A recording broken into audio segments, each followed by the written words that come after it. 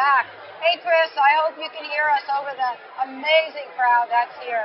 We are doing Lyme from New York. It's Thursday night.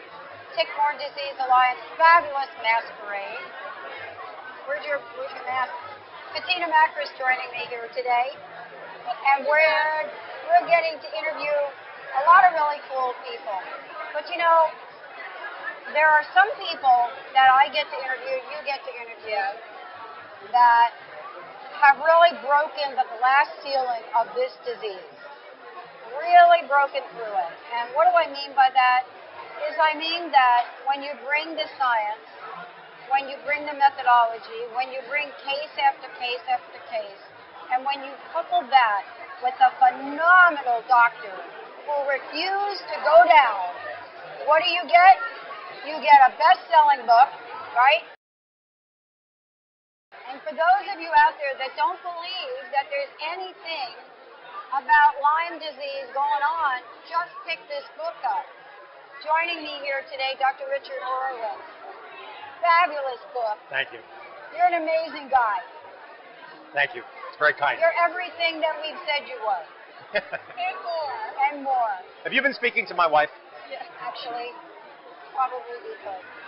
I wanted to ask you a question about your journey so far. What has this been like since you wrote this book?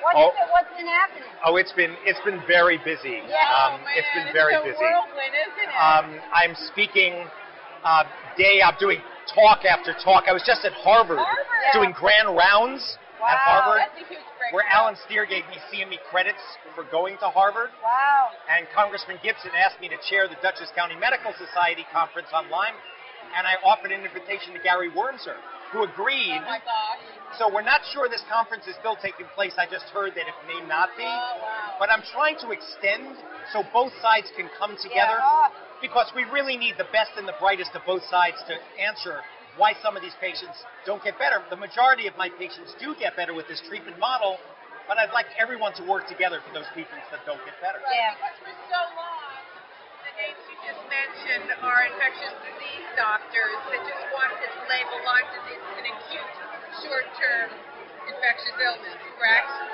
And what we found out the hard way in the trenches, 20, 30 years now of clinical experience, is that this takes a chronic form.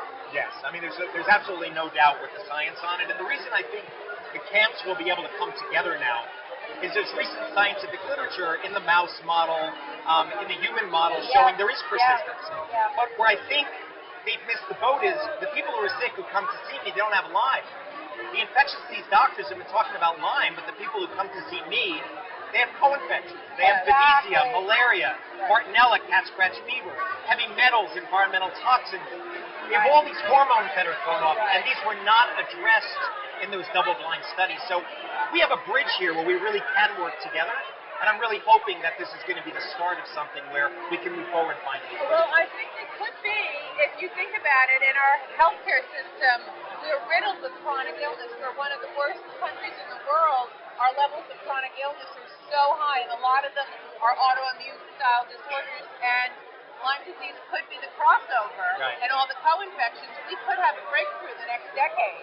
Oh, no, there's no doubt. In fact, most of the people with chronic disease who come to me with autoimmune, there's definitely an infectious component, as well as heavy metals. Mercury will also cause autoimmune problems, and even mycoplasma has been shown to cause autoimmune problems. So what they've missed with medicine is Pasteur's postulate that there's one cause for one disease.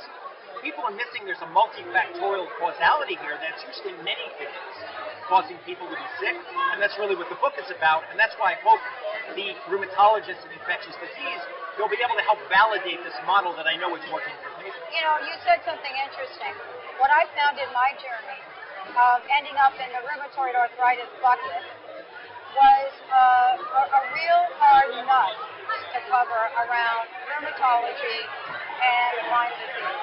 I think out of any of the arenas, it seems like this is the two groups are so far apart, really. Now, I work with a rheumatologist, and I work with a natural doctor, and I've been the one to say, we're going to take what you do, and we're going to take what you do, and we're going to try this new cocktail. What do you think? But this is really what we can learn from your book, isn't it? The doctors, the patients, people can learn in a way now because of your book that they could not before. Well, I tried to make the science readable for people they can understand it, because the problem is it's a really complex illness. It is. So, I mean, they needed to have the science explained to them in terms they could do. So I didn't dumb down the book. I just explained every medical term and tried to give some nice patient stories for people to understand what's going on. Right. Yeah, you made it so that it's just not at a completely scientific level. It's at a level that the layperson can really digest this information. And it's such a really thorough book. It helps people understand what's going on for them because they're confused. They have symptoms. They have all these feelings and sensations. They go to their doctor with it, and their doctor's a little mystified. But in your book, you help make sense of it to the average individual. Well, the thing that I found in doing this is that there's many causes of inflammation in the body. Yes. So I have like a rheumatoid arthritis patient who recently came to see me. True rheumatoid arthritis. But he had food allergies and Lyme.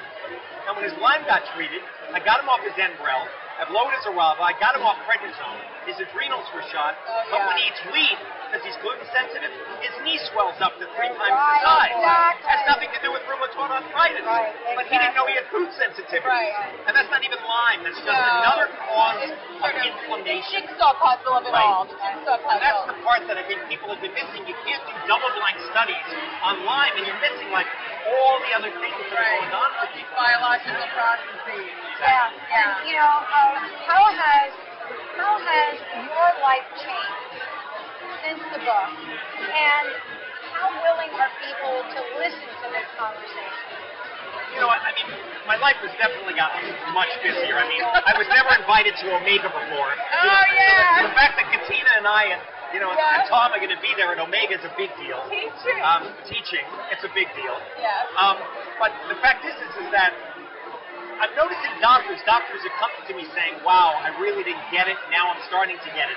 Or patients that are saying, you saved my life, I didn't know I had Lyme, and now I understand it. So it took me 4 years, and it was a lot of work, so it feels gratifying. Yeah. Because, I mean, you know how much work it is to do a book. 4 years for me to write a book, 4 years, every night, every weekend, every vacation. Yeah. So it feels good to know that I made a difference in the world. And that, so I think the model is shifting, and people are coming, and I do think it is slowly shifting in the positive direction.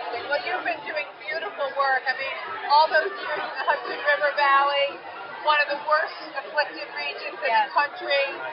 What, 12,000 people you've treated with Lyme that you know of? Yes. And now this award-winning book. Hats off to you. Yeah. You really are our hero in the midst of this epidemic, Dr. Horowitz. Absolutely. Thank you so much for joining us Oh, really? today. It's a great pleasure. Thank you. Great to see you.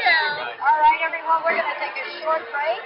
We'll be right back with the show right here, live from New York. It is